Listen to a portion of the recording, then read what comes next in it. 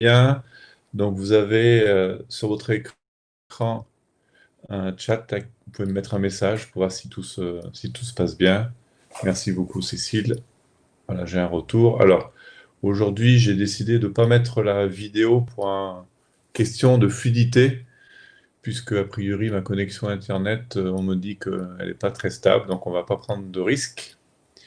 Et je vais plutôt donc privilégier le son, l'image du support visuel, et puis ben, vous aurez ma photo normalement, si tout se passe bien. Voilà, donc je vois que les personnes arrivent au fur et à mesure. Alors, merci vraiment, parce qu'il y a beaucoup de monde aujourd'hui. C'est très bien, c'est très bien. On va pouvoir échanger, ça va être très, très enrichissant. En tous les cas, c'est l'objectif. On attend encore une petite minute et puis je vais démarrer hein, pour trouver le juste équilibre entre ceux qui étaient présents en avance alors et ceux qui ont quelques secondes, quelques minutes de délai.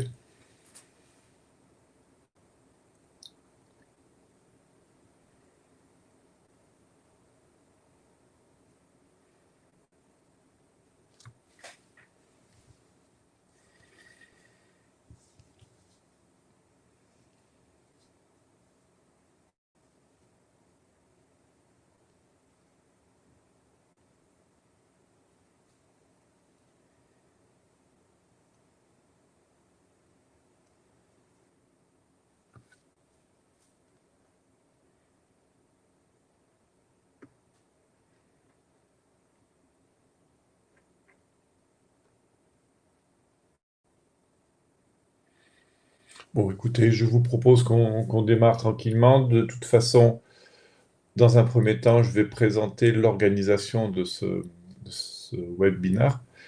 Donc, la problématique aujourd'hui est bien évidemment celle qui était annoncée, hein. Donc, on est bien sur la réflexion autour de la transition écologique et le rôle de l'acceptabilité sociétale dans cette transition, que j'appelle donc le troisième pilier de la transition écologique. Et j'aurai l'occasion d'y venir au cours du webinaire.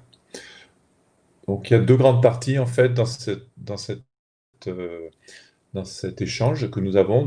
Dans un premier temps, le webinaire en lui-même, dans lequel je vais aborder donc les enjeux de l'acceptabilité sociétale, présenter des succès, et vous aurez tout le loisir, donc avec le chat, de poser des questions en direct.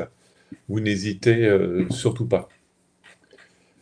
Dans un deuxième temps, ce webinaire, il y a un support qui est proposé, donc un support qui va s'adresser à chacune et chacun d'entre vous, puisque là, c'est une présentation générale que je fais avec des, des priorités que vous avez qui sont assez différentes les unes des autres, enfin en termes d'activité ou en termes de profession, mais en tous les cas, vous avez tous un point commun, c'est de vous intéresser à cette notion de transition écologique et d'acceptabilité sociétale, mais en tous les cas, vous avez tous des spécificités et des problématiques particulières. Donc, l'idée, c'est de savoir, une fois que vous aurez écouté vous aurez assisté à ce webinaire et participé aux échanges, est-ce que l'approche que je vais présenter, est-ce qu'elle peut être appliquée à votre cas particulier? Et si oui, comment?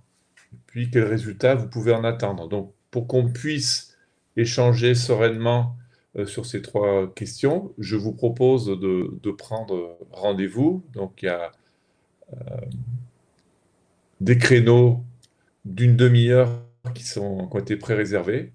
Vous y avez accès de plusieurs façons. Sur le tableau de bord, vous avez plusieurs endroits où vous pouvez prendre rendez-vous, hein. Vous avez des boutons en haut et un lien à droite, pardon. Donc, vous avez de quoi prendre rendez-vous. Donc, deux parties. Ce matin, principalement une présentation avec des échanges. Et ensuite, pour ceux qui le souhaitent, on se revoit plus tard, au téléphone toujours, sur une demi-heure pour bien comprendre votre, vos enjeux, votre problématique et échanger, voir si déjà je ne pourrais pas apporter quelques éléments de réponse.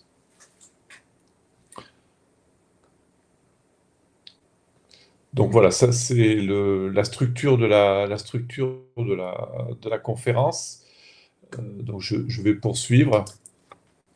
Les enjeux, puisque quels sont-ils? Donc, j'identifie trois grands types d'enjeux, hein, qui justifient le fait qu'on se pose la question, qui justifient le fait qu'on se demande la transition écologique, pourquoi faut-il parler d'acceptabilité sociétale? Un de ces premiers enjeux, c'est la défiance vis-à-vis des entreprises. Alors bien évidemment, quand je présente ces éléments, c'est pas quelque chose d'homogène avec des statistiques, hein, c'est des courants qui sont en train de se mettre en place, et on voit bien à travers le monde qu'il y a un questionnement de la société vis-à-vis de leurs élus, bien sûr, mais aussi vis-à-vis des entreprises. Comme le montre la photo, il y a un besoin de changement. Et ce changement intègre tout, intègre le cadre de vie, intègre le rapport avec les élus, intègre aussi le rapport des personnes avec les entreprises qui les entourent, ou même d'ailleurs celles qui ne leur fournissent pas directement des biens et des services. Le deuxième enjeu dont on parle de plus en plus, c'est ce que j'appelle moi les exigences environnementales qui sont reliées par la société et qui augmentent quotidiennement. Donc on a tous en mémoire les marches pour le climat, bon, qui ont été fortement ralenties par l'épidémie, bien évidemment, mais enfin en tous les cas, on voit bien qu'il y a une présence très très forte, une attente forte. Et d'ailleurs, pendant l'épidémie, pendant le confinement, plus exactement, on a vu fleurir beaucoup de questionnements sur l'après, après l'épidémie, avec un renvoi très très fort sur il faut faire différemment, il faut considérer d'une façon plus importante la biodiversité, l'environnement, donc des appels à changement, comme je viens de le dire précédemment. Il y a un troisième enjeu qui vient s'adresser beaucoup plus au, au moteur des entreprises, hein, que sont les financements. Donc ça, on va dire que c'est relativement récent, même si c'est en train de progresser. Alors là, j'ai pris un exemple. J'ai pris l'exemple donc des marchés de ce qui s'appelle l'investissement à impact. Donc là, je pense que c'est un terme issu d'anglais. Donc c'est sous-entendu à impact positif pour l'environnement et la société. Et on s'aperçoit que ce marché, c'est-à-dire que les investisseurs qui rentrent dans cette catégorie, ce marché augmente de 17% par an sur les 4 dernières années, ce qui n'est pas négligeable. Alors, très honnêtement, je ne sais pas à quoi ça correspond vraiment en termes de masse monétaire, je ne m'en rends pas bien compte, mais enfin, en tous les cas, c'est quelque chose qui est significatif. Et surtout, ce qui m'a interpellé, c'est le petit encart que j'ai écrit là sur le fait qu'il y a 244 entreprises euh, qui ont été jugées lors de leurs assemblées générales à ambition ou à reporting climatique insuffisant. Et que 53 de ces entreprises ont été sanctionnées par les gestionnaires d'actifs qui sont impliqués dans ce fameux marché investissement à impact. Et 191 entreprises qui sont mises sur une watchlist, donc à surveiller pour 2021. Donc il y a une sorte d'effet ciseau là, c'est-à-dire que d'un côté il y a la société, les citoyens. Alors nous sommes aussi tous citoyens, hein. Je pense que chacun d'entre nous autour de cette table ronde virtuelle, à un moment ou à un autre, on est avant tout citoyen, et probablement qu'on se mobilise pour des choses qui ont un rapport à notre cadre de vie, voilà, plus largement.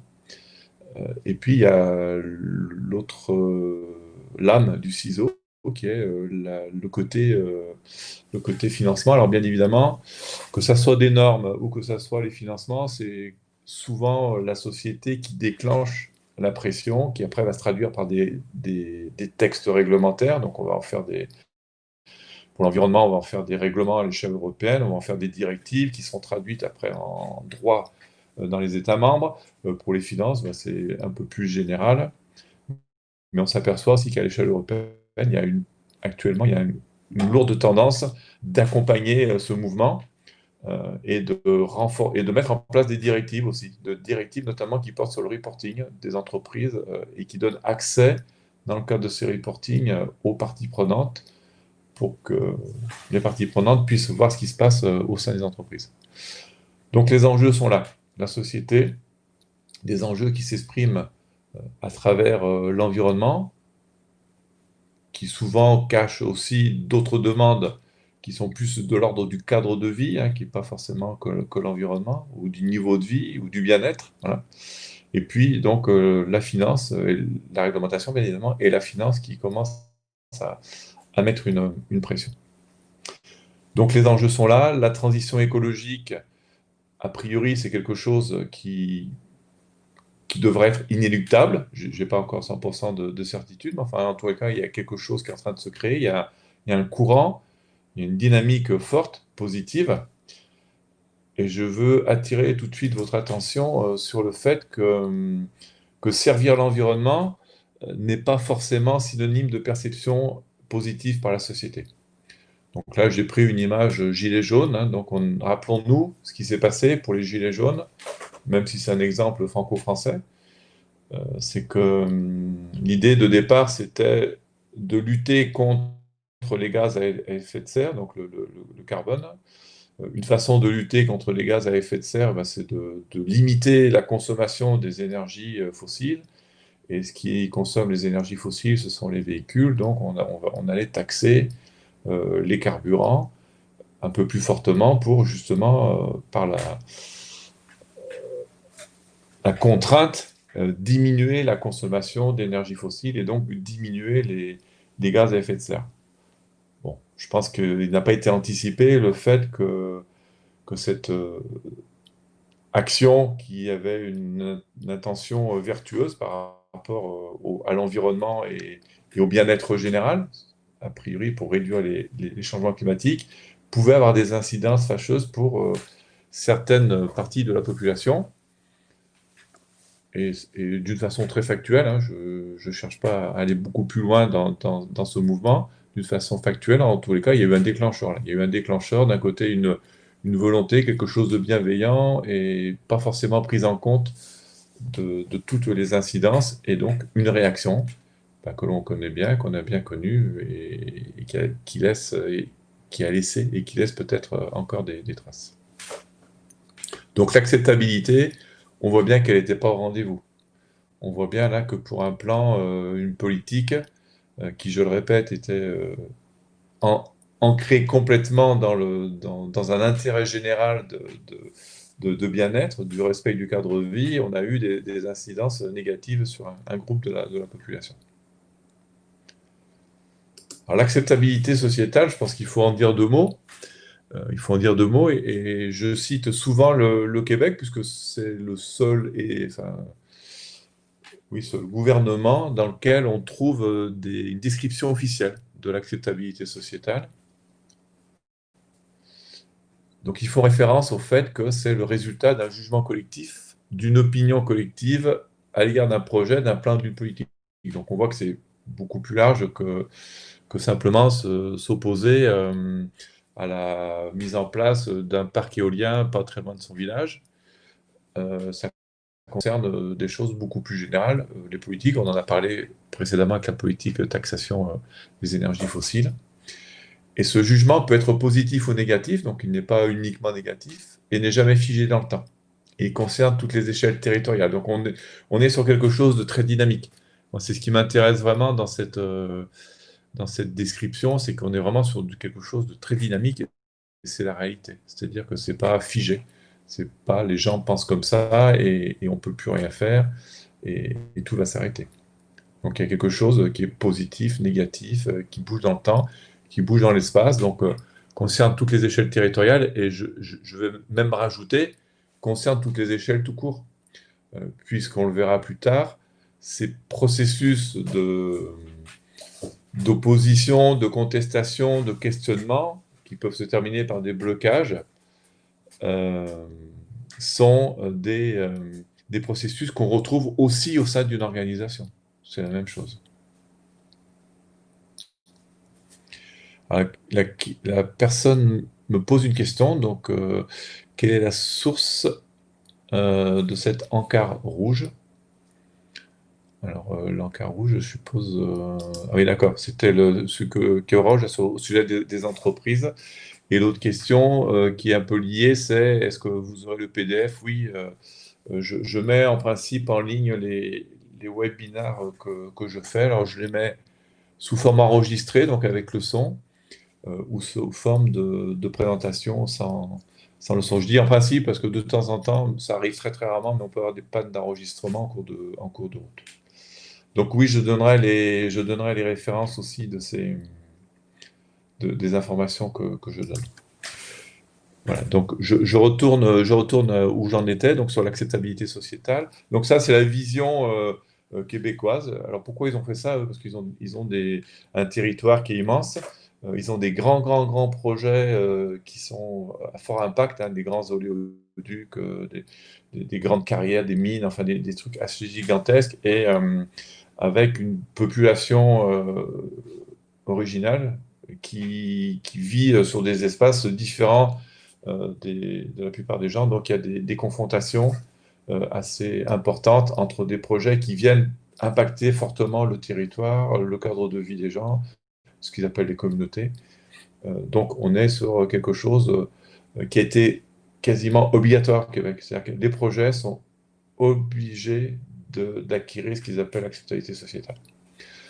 Alors j'en profite pour ouvrir une parenthèse en vous disant que cette terminologie, elle est souvent discutée, parce que en France notamment, il y a eu un grand élan il y a une quinzaine d'années d'utiliser cette terminologie, puis il y a eu des mauvais usages, où on a transformé acceptabilité sociétale en passage en force. Donc depuis, il y a des débats sémantiques un peu de savoir est-ce qu'il faut continuer à utiliser ce terme ou pas. Bon, j'ai décidé de continuer à l'utiliser. J'ai l'impression que c'est en train de gagner du terrain dans les entreprises, chez les élus. Donc, il n'y a plus trop de questions. Il faut juste être bien conscient du fait qu'on est quelque chose de la dynamique. On n'est pas sur un message à faire passer de force. C'est vraiment une dynamique, une interaction avec des gens, avec des opinions, avec des jugements. Je vais compléter cette approche par des résultats de travaux qu'on a eu la chance de mener avec l'université, enfin le laboratoire où c'est écrit petit, je ne sais pas si vous voyez, le laboratoire CERTOP de sociologie de Toulouse, qui est un laboratoire du CNRS et de l'université Jean Jaurès, travaux qui ont été supportés par l'ADEME. Donc là, on était parti sur la problématique d'acceptabilité des énergies renouvelables, puisqu'on sait que des parcs éoliens sont contestés, la mise en place de méthanisation, de méthaniseurs sont aussi de plus en plus contestés. On commence aussi à avoir des contestations sur les grands parcs photovoltaïques au sol, donc l'ADEME était intéressée pour avoir des approches de cette problématique d'acceptabilité sociétale sur les projets. Et en travaillant avec les sociologues, on s'est aperçu qu'en fin de compte, un projet était donc passé au crible par les parties prenantes, par les gens, donc ça c'est le petit bonhomme en vert, qui utilise plusieurs référentiels, alors qui sont bien sûr des référentiels différents en fonction des personnes, mais qui, malgré tout, parlent de grands thèmes que sont l'opportunité, la crédibilité, l'équité, l'ancrage, l'ouverture, l'engagement. Je ne vais pas forcément euh, approfondir ces termes, mais on voit qu'il y a des choses qu'on comprend facilement, hein, crédibilité, équité, opportunité, c'est-à-dire qu'il y a obligatoirement, dès que quelque chose arrive face à nous, on le regarde, on analyse, on le juge. Mais ce qui a été aussi très révélateur, on s'est aperçu que ce scan que chacun d'entre nous fait par rapport à un projet se fait sur trois grandes dimensions. Il y a l'objet en lui-même, donc par exemple, si on pense à un parc éolien, il y a le parc éolien, certes, mais il y a aussi de savoir qui le porte, ce parc éolien. Et le troisième élément, c'est quelle est la démarche projet, c'est comment le parc va être amené sur le territoire, comment le porteur de projet va discuter avec le territoire. Et on s'est aperçu, grosso modo, que c'est à peu près 33%. Donc ce qui veut dire que si on se focalise sur l'objet du projet, par exemple, par exemple voilà, la taxe carbone, hein, c'était, je le répète, pour réduire les gaz à effet de serre. On a oublié deux éléments importants, c'était la démarche, c'est comment on accompagne on accompagne ce point fort. Et puis, qui porte ce projet? Alors, qui porte le projet? Ben, c'était le gouvernement. Est-ce que le gouvernement a oublié que c'est quelque chose qui est de sa responsabilité de combattre le changement à effet de serre, le changement climatique, pardon. Mais les gens, eux, ils vivent sur des territoires. Donc, les collectivités n'étaient peut-être pas forcément directement impliquées. Donc, le portage de cette mesure était peut-être pas forcément le bon. Enfin, voilà. C'est un exemple, hein, c'est une analyse très personnelle. Vous n'êtes pas obligé de partager, mais c'est juste pour vous illustrer. Donc, un projet, un plan, une politique arrive auprès d'un groupe de personnes. Ces personnes, consciemment ou inconsciemment, vont l'analyser en fonction de grandes thématiques que j'ai citées précédemment, et puis vont l'analyser dans les 3 dimensions. Et ce n'est pas des choses qui se font enfin, forcément consciemment, c'est quelque chose qui se fait. On a constaté que ça se faisait et que les personnes se retrouvent en fin de compte sur ces analyses. Alors, quelqu'un va peut-être plus attacher d'importance au côté technique d'un projet, l'autre plus qui le porte, mais bon gré mal gré, on a quelque chose qui est à peu près équilibré sur sur ces trois grands piliers. Donc, le challenge de l'entreprise, puisque l'objectif, c'est quand même de parler aujourd'hui aux acteurs économiques qui sont dans cette tendance de transition écologique, c'est quoi le challenge qui s'offre aux entreprises? Ben, c'est de trouver l'équilibre, puisque quand on est en entreprise, il faut qu'on trouve toujours l'équilibre, hein, un équilibre dynamique si possible, et qui nous pousse vers le haut, mais enfin, il faut l'équilibre. Voilà. Et l'équilibre que l'on doit avoir là, c'est entre la faisabilité technique et économique de quelque chose, hein, de la mise en place d'une nouvelle activité, la construction d'une usine, enfin, d'un nouveau produit. Donc ça, c'est le b.a.-ba, il faut que ça soit faisable et puis il faut que ça soit économiquement viable. Donc ça, les entreprises, elles le font systématiquement. Qu'on soit en conformité avec la réglementation, donc ça, tout le monde le fait, plus ou moins difficilement, hein, parce qu'il y a des réglementations, donc, notamment dès qu'on s'approche de l'environnement, qui sont complexes. Et s'ajoute le respect des attentes sociétales. Ça, c'est un peu plus nouveau, c'est plus récent, ou en tous les cas, la pression qu'exerce la société sur les entreprises est plus récente. Elle existe, je pense, depuis longtemps, mais elle est plus récente. Et il ne faut pas oublier que toute dynamique nécessite aussi, on l'a vu avec l'iceberg, hein, c'est-à-dire quand j'y reviens 2 petites secondes, quand on dit qui porte le projet, bon, il y a bien sûr il y a une entité, mais dans l'entité, il y a des collaborateurs. Pour une entreprise qui va déployer un nouveau produit ou qui va mettre en place une nouvelle unité de fabrication. Donc, ça veut dire que l'entreprise, il faut aussi qu'elle pense à l'adhésion de ses collaborateurs, qu'elle ne pense pas uniquement à l'acceptabilité sociétale extérieure, il faut qu'elle pense à l'adhésion de ses collaborateurs pour répondre aux trois grandes dimensions qui vont faire que le projet sera accepté.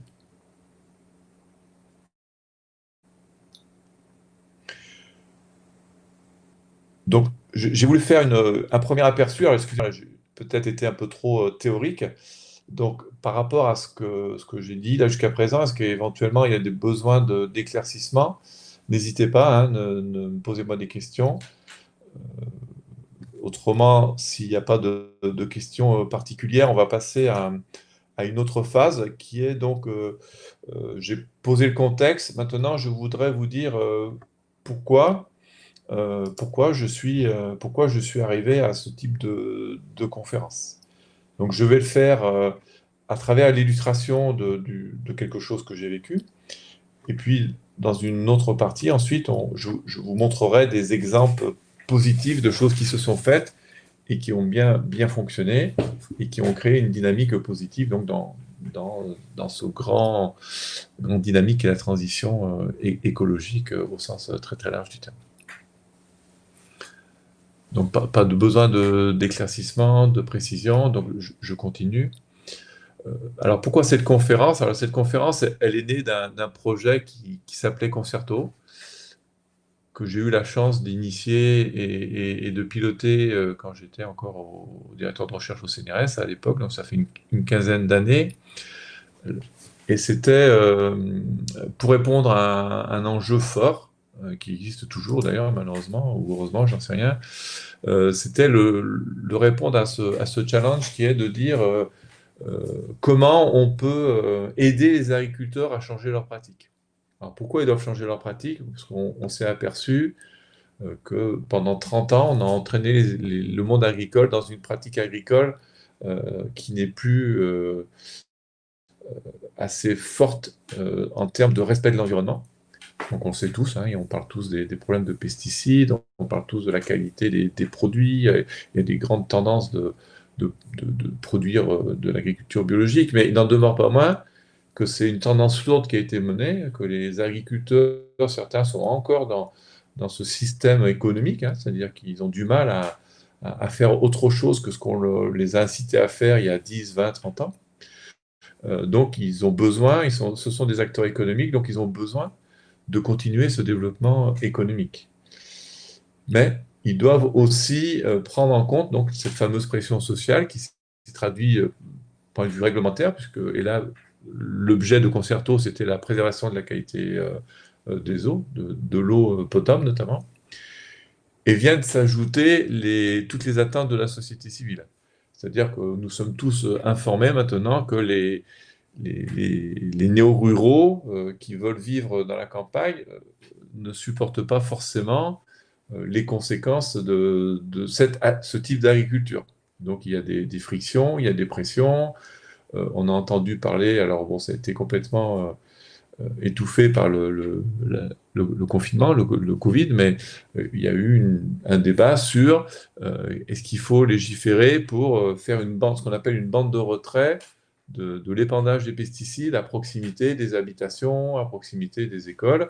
Donc il y a eu un décret d'application qui est une cote mal taillée, qui renvoie à une concertation locale qui se fait plus ou moins bien. Enfin bon, il y a quelque chose qui n'est pas complètement abouti ici, mais on voit bien quand même que l'agriculture ne peut pas être toute seule sur son territoire et ne pas s'occuper des gens qui sont autour d'eux. Donc, alors cette problématique, elle est très ancienne, hein, donc, depuis 20-25 ans, il y a tout ce qu'il faut pour essayer de changer ça, mais on n'y arrive pas. Donc, le projet Concerto, c'était de dire il faut aider les agriculteurs. Parce qu'une fois qu'on a vu que le bâton ne fonctionnait pas, que la carotte, à travers les mesures, l'argent européen ne suffisait pas, on s'est dit probablement qu'il y a autre chose. Et donc là, ce sont des sociologues qui ont montré que les agriculteurs étaient complètement perdus. Alors, quand je dis des agriculteurs, c'est pas forcément tous les agriculteurs, hein, parce qu'il y a des exploitations qui sont tellement importantes qu'elles ont presque un fonctionnement d'entreprise industrielle. Donc là, elles ont des ressources, mais tout le monde n'a pas ces ressources. Et donc, on est face à des exploitants agricoles qui ont des TPE et qui sont dans une dynamique économique et qui ont du mal à s'en sortir. Comment on fait pour les aider? Comment on fait pour les accompagner? Donc ça a été l'objet de ce projet, Concerto. Et comment ça a fonctionné? En fin de compte, on s'est dit, on va essayer de changer de paradigme. C'est-à-dire on est passé du paradigme à. Donc, vous voyez, on retrouve l'iceberg, hein. Donc, à gauche, qu'est-ce qu'on avait? Il faut changer les pratiques agricoles. Donc, tout le monde était d'accord sur ce constat. Mais comment on fait? Donc, c'était. Est-ce que je dois toujours utiliser le passé? J'en sais rien. Enfin, je vais l'utiliser. C'était les administrations, donc à travers l'Europe, à travers dans les États membres, les différents organismes qui s'occupent de ça.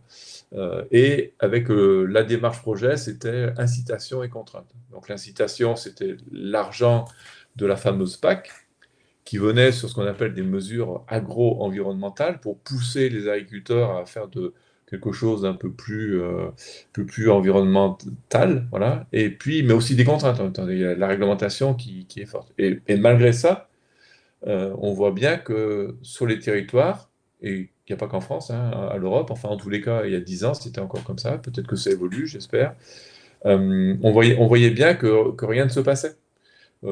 Parce que les agriculteurs, en discutant avec eux, ils n'y arrivaient pas. Ils n'y arrivaient pas pourquoi?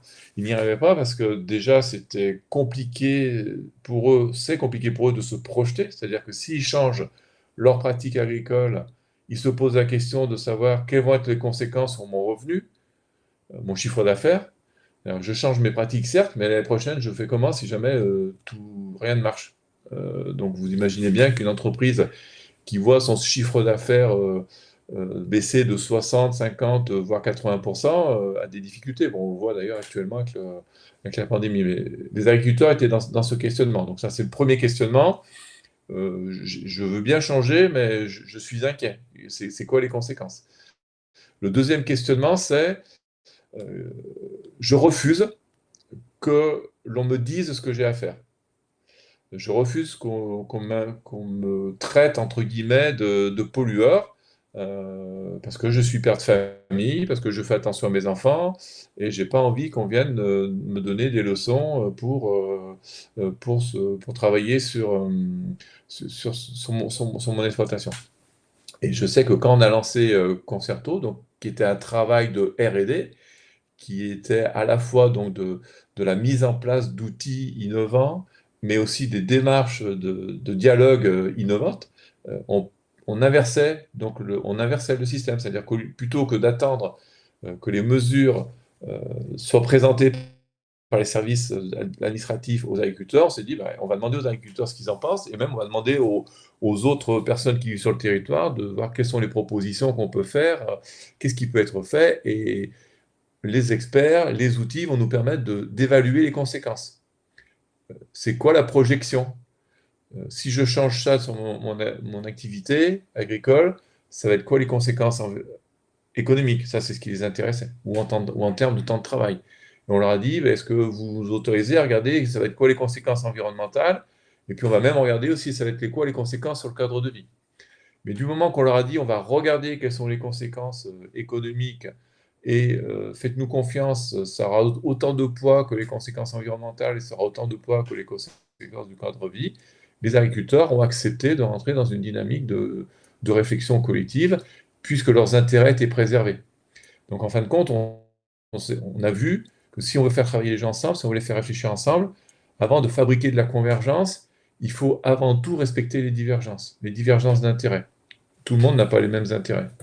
On peut dire qu'il y a un intérêt général global, il faut préserver, sauver la planète, je pense que tout le monde est d'accord. Quand on arrive sur la vie de tous les jours, d'un seul coup, c'est un peu plus compliqué. Parce que la vie de tous les jours, ben, c'est des choses qui, chacun a ses contraintes, qui ne sont pas les mêmes que celles du voisin, de la voisine. Donc c'est beaucoup plus compliqué. En fin de compte, sur le local, là où on peut agir, c'est beaucoup plus compliqué que sur les grandes intentions. En tous les cas, changement de paradigme. Et on s'est aperçu que donc en travaillant sur ce triptyque, c'est-à-dire de qui porte le projet, donc plutôt que de le faire porter par l'administration, ben, il faut le faire porter par le territoire. Plutôt que la carotte et le bâton, ben, travailler sur la co-construction.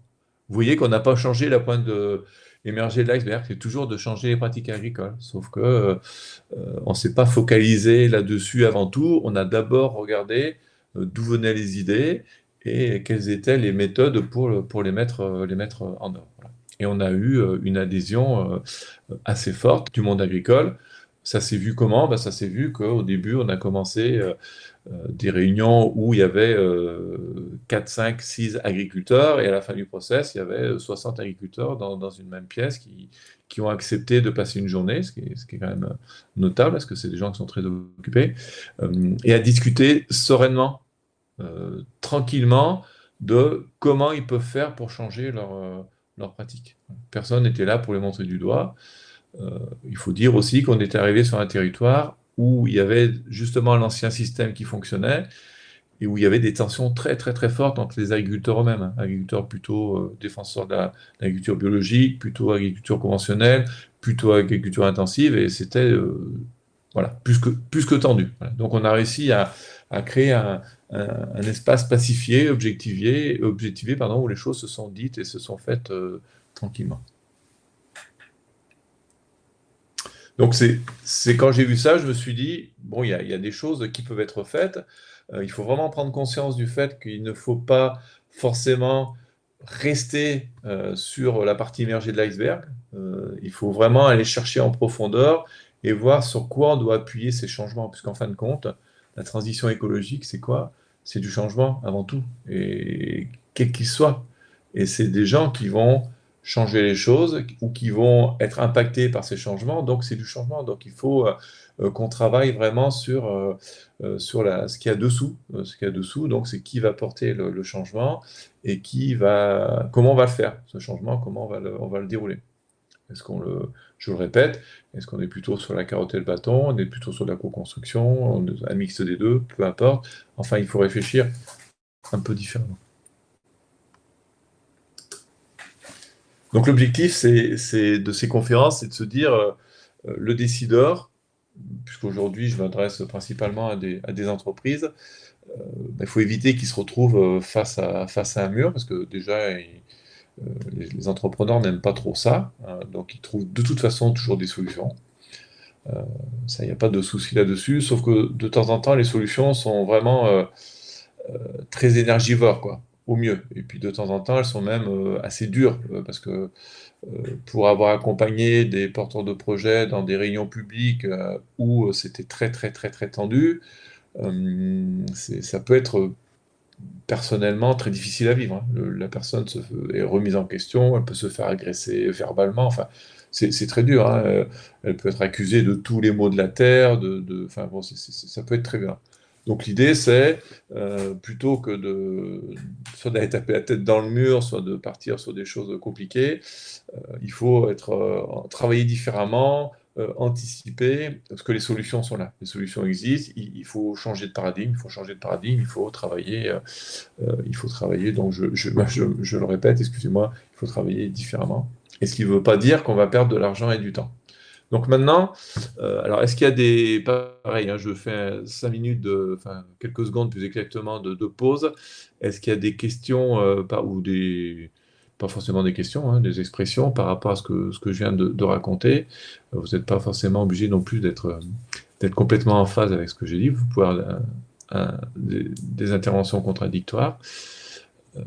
L'idée maintenant, c'est que je vais vous montrer des exemples. Vous dire que je vous en ai montré un, mais bon, un exemple, ça peut être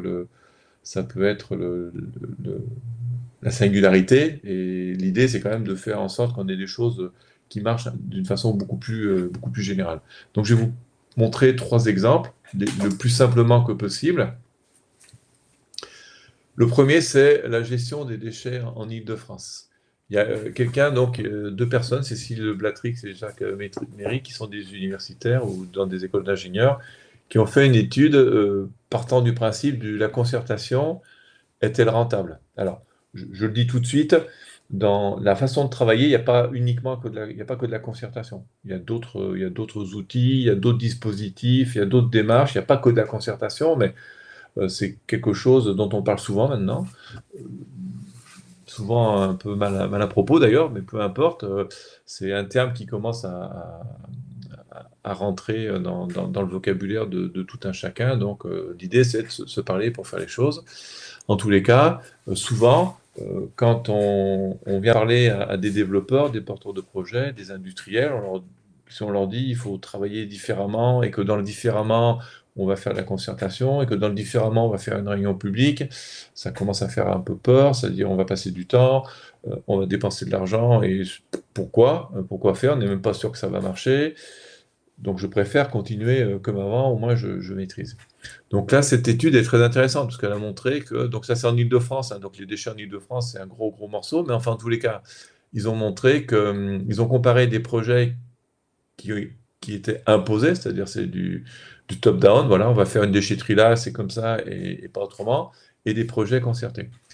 Et ils ont pu montrer qu'il y avait un surcoût pour les projets qui étaient imposés, donc qu'ils ont évalué autour de 2 650 000 euros, donc ce qui n'est pas négligeable, des surcoûts liés à quoi? Liés au recours, donc beaucoup de frais de justice, aussi des études qu'il faut refaire. Quand il y a vraiment un gros blocage, ben, il faut refaire des études de faisabilité, des études techniques, donc ça peut vite coûter de l'argent. Et ils ont comparé ça par rapport au coût d'une concertation. Donc, c'est entre 50 000 à 200 000 euros selon la taille du projet, bien évidemment, et selon aussi sa difficulté à acquérir l'acceptabilité du local, l'appropriation locale, l'acceptabilité sociétale. Voilà. Donc, des chiffres intéressants, ce qui montre que on peut perdre beaucoup d'argent, si on s'entête. Et bien évidemment, l'argent qu'on va sortir au début pour dire on va s'entourer, on va faire différemment, c'est une sorte d'investissement en fin de compte. Parce que c'est quand vous mettez 50 ou 200 et qu'en fin de compte, vous n'allez pas dépenser 2 millions ou 6, alors c'est un investissement à l'envers. C'est très difficile à expliquer, mais c'est ça. C'est ça. C'est une sorte d'investissement sur la réussite du projet. Un autre exemple vient d'un projet expérimental. Donc là, on est vraiment dans l'environnement, là aussi. Enfin, l'autre aussi, c'était les déchets.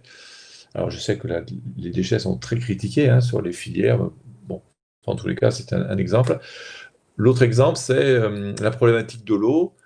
Donc, il y a des tendances à avoir des zones qui demandent beaucoup d'eau, notamment pour l'agriculture, et qui n'ont pas forcément les ressources facilement accessibles.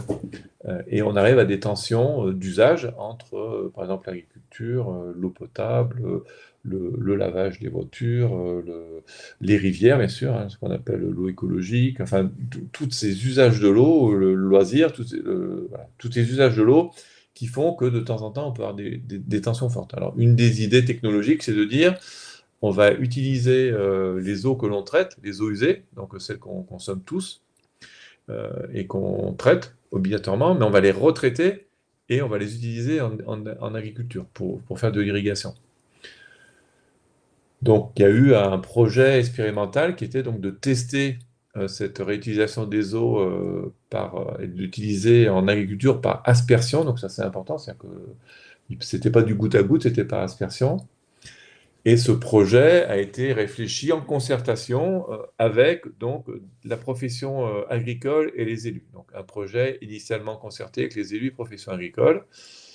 Donc certes, mais les citoyens et les riverains avaient été oubliés. Donc quand on a commencé à parler du projet sur le territoire, donc c'était un projet national, quand il est arrivé en local, il s'est fracassé sur les gens qui habitaient autour des champs et qui disaient mais déjà, en temps normal, je reçois de l'eau dans mon jardin. Là, on me dit qu'il va y avoir deux choses dedans.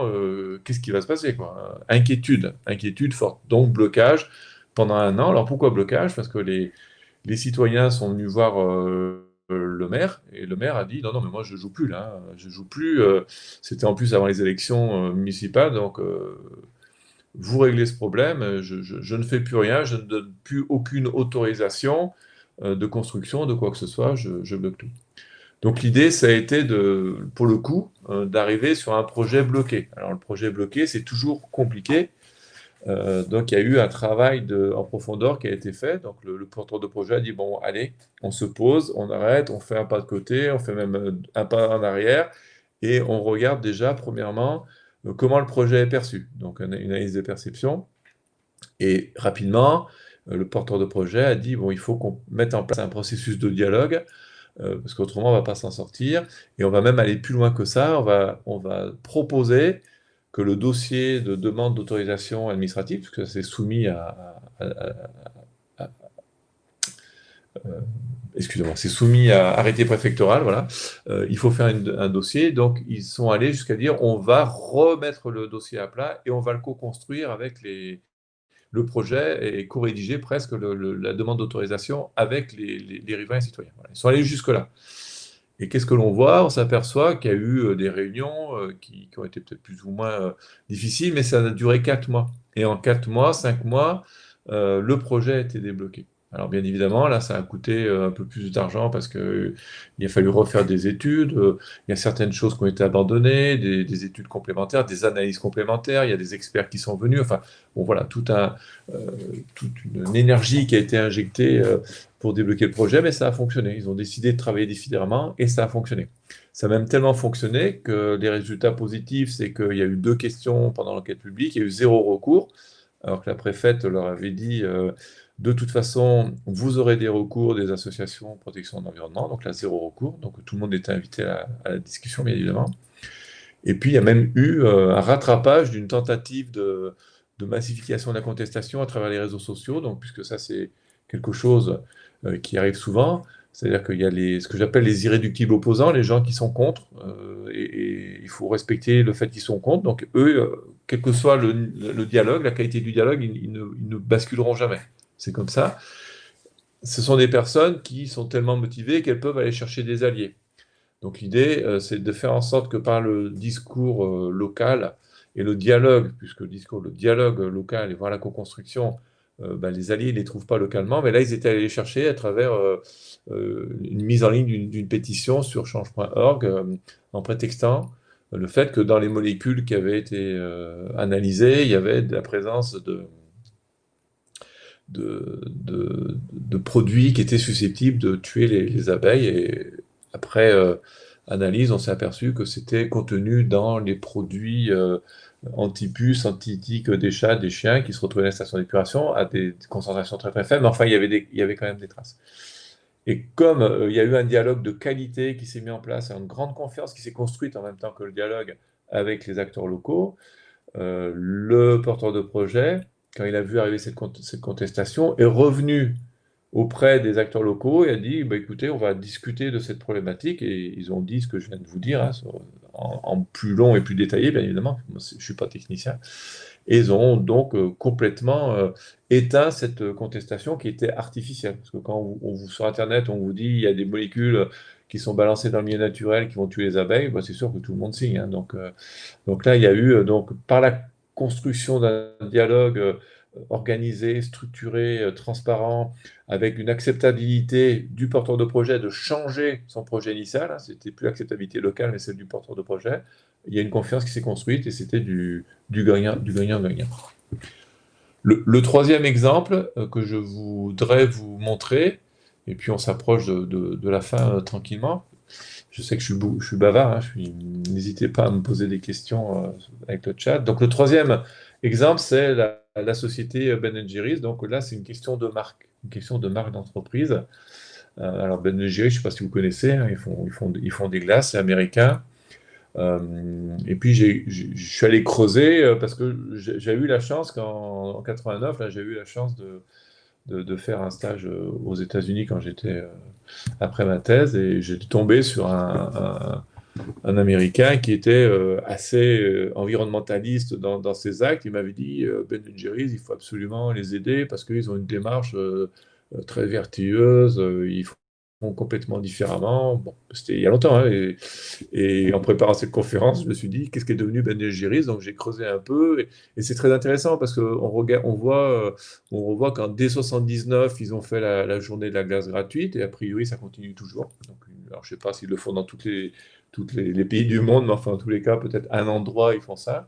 Qu'en 85, ils ont mis une partie des bénéfices de l'entreprise pour financer des projets tournés vers la communauté locale, quoi, des agriculteurs, des fermiers, les gens qui, bien évidemment, ils ont besoin de lait, hein, et autour des unités de fabrication. En 89, ils se sont opposés aux hormones de croissance recombinantes pour les bovins. En 90, ils ont déclenché une action pour aider les familles d'exploitants agricoles à rester sur leurs terres. Donc, vous voyez, un travail de longue haleine sur des valeurs fortes. Et en 2000, il y a eu ce changement. Ce changement, bah, c'est quoi? C'est le fait qu'ils ont été achetés par le grand groupe Unilever. Donc là, oups, qu'est-ce qui se passe? Changement de cap.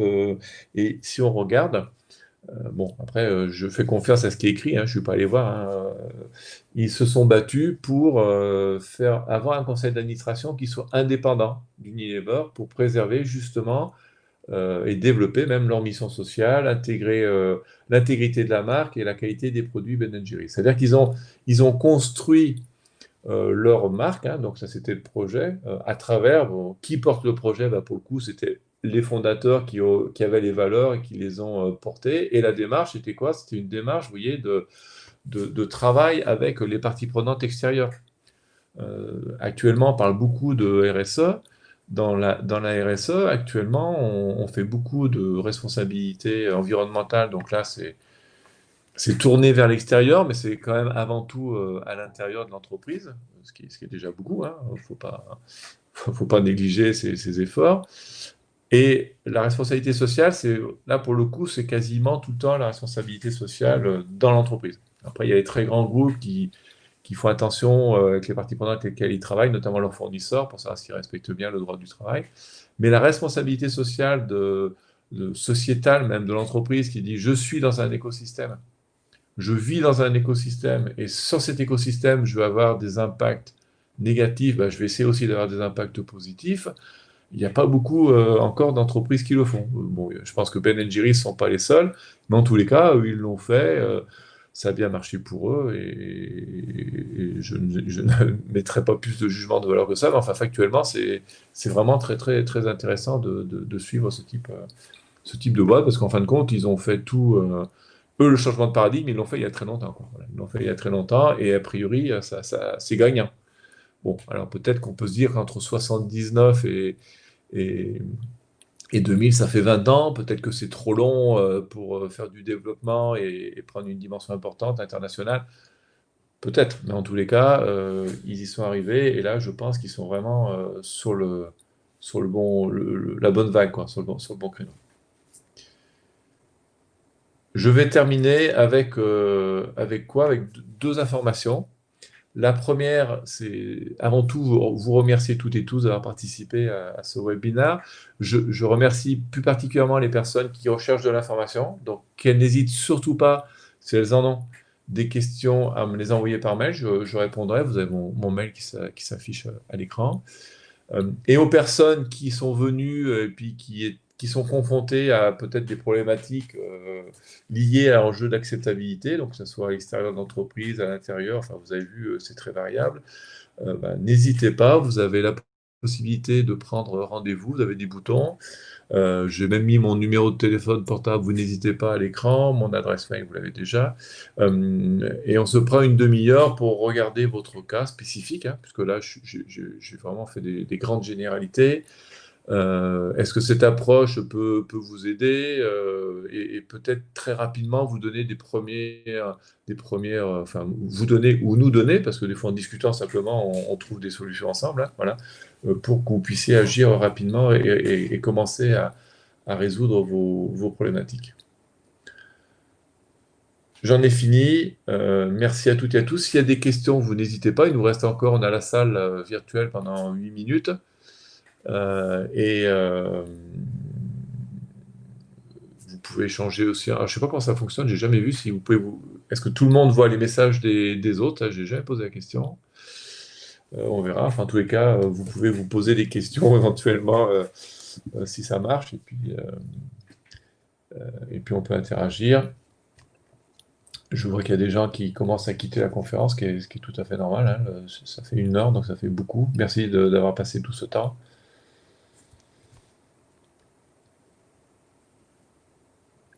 Alors, je m'arrête de parler parce que quand quelqu'un écrit, j'ai un message qui me dit que quelqu'un est en train d'écrire, donc j'ai un petit décalage. Donc, je m'arrête, j'essaie d'attendre le message.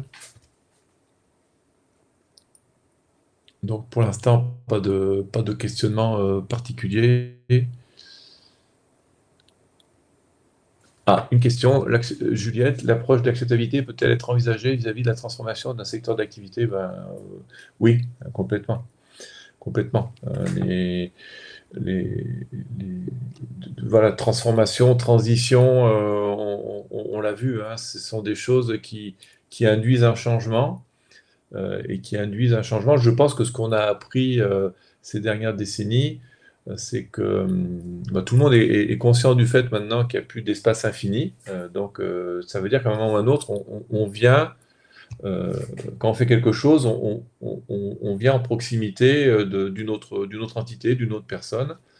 Et plutôt que d'être dans une compétition, il faut être plutôt en coopétition au pire, et puis au mieux en co-réflexion, quoi. Voilà, donc oui, l'acceptabilité celle en tous les cas que je propose, qui est vraiment de la faire naître d'un travail de dialogue qui respecte les différences, les divergences d'intérêts, les différences pour construire une convergence, peut s'appliquer à toute modification, euh, et c'est très efficace. Donc, transformation d'un secteur d'activité, oui.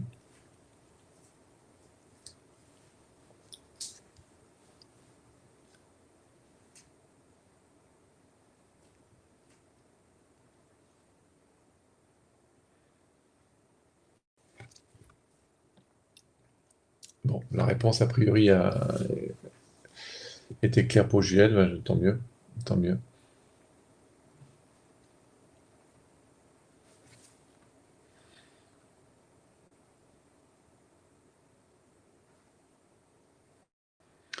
Bon, écoutez, je pense on arrive à la fin. Je ne vois pas arriver d'autres questions. Donc, je répète, n'hésitez pas à prendre rendez-vous si vous avez besoin. Euh, je mettrai en ligne la visioconf, je mettrai en ligne le support visuel. Je pense à la référence de la première information sur les investisseurs pour vous la donner. N'hésitez pas à me contacter en tous les cas pour quelle que soit votre interrogation. On se quitte. Je vous remercie à toutes et à tous. Je vous souhaite une très très bonne journée et bonne continuation dans cette période qui est toujours un peu particulière, même si on commence à s'habituer à ce changement fort, profond, mais qui est notre quotidien pour l'instant. Ah, une dernière intervention, alors que j'appuie sur le bouton off. Non, ok, c'est...